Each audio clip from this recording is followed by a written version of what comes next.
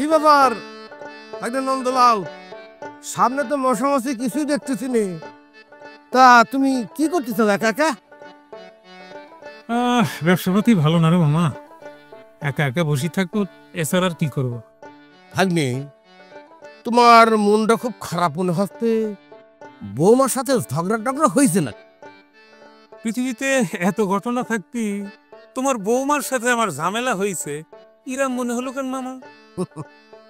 ওরে ভাগ্নে নন্দলাল, এই পৃথিবীতে বিবাহিত পুরুষের এইটি হচ্ছে সবচেয়ে বড় সমস্যা। যদিও আমি অবিবাহিত, তবু এই বিষয়ে আমার বিশদ জ্ঞান রয়েছে। ওই ঘরের মেয়ে ছেলেদের বুঝিস, ওই ওই মাসের মধ্যে 4-5টা দিন ঝগড়া করতে না পারলে ওদের জীবনটা পাইনসি মনে হয়। যে কোনো ইস্যুকে কেন্দ্র করে ওরা স্বামীর সাথে ঝগড়া করবি। তোমার এই গমরা মুখখানা দেখে বিশ্বাস করো, ওই ঝগড়ার কথাটাই আমার মনে আইছে।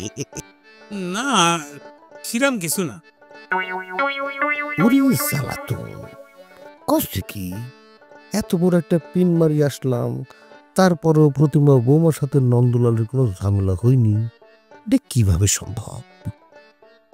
মামা, ওই শুনলাম তুলি নাকি বাড়ি দি ওই ড্যানিসের মাথা একেবারে বুয়া উঠে ফেলাইছে, আর ও নাকি অজ্ঞান হয়ে গেছে।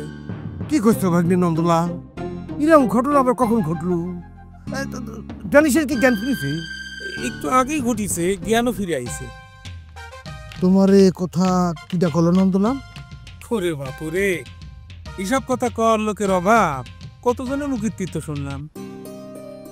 তুলির মতো একটা ছোট্ট মেয়ে হাতের লাঠির বাড়ি খায়, ড্যানিসের মতো একটা হাতি অজ্ঞান হয়ে গেল, এটা কিরাম করে সম্ভব?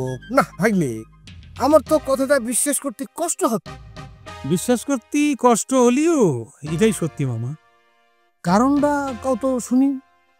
কারণ ওই ড্যানিস সিডনিতে চাক্ষু মারতে চাইছিল, তা দেখি পামেলা আইসি কোনো মতে চাক্ষুটা ধরি ওই সিডনির জীবনটা বাঁচাইলো।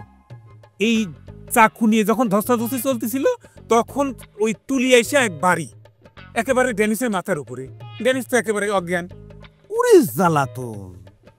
তুলির মতো একটা 4 ফুটে মেয়ের লাঠির বাড়ি খেয়ে ড্যানিসের মতো একটা ছেলে সে অজ্ঞান হয়ে গেল।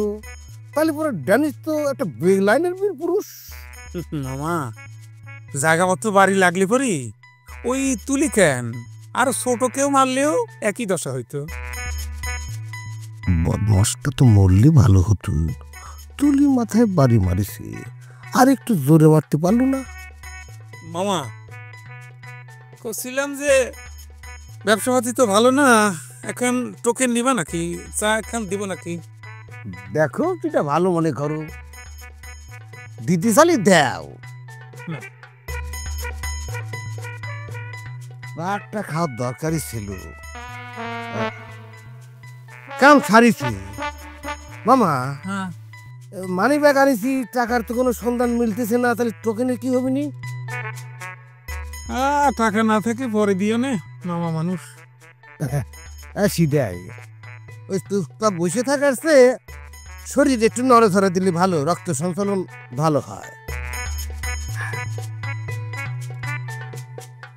তুমি একটা খাই ফেলাও। চিনি ঠিক আছে তো মামা?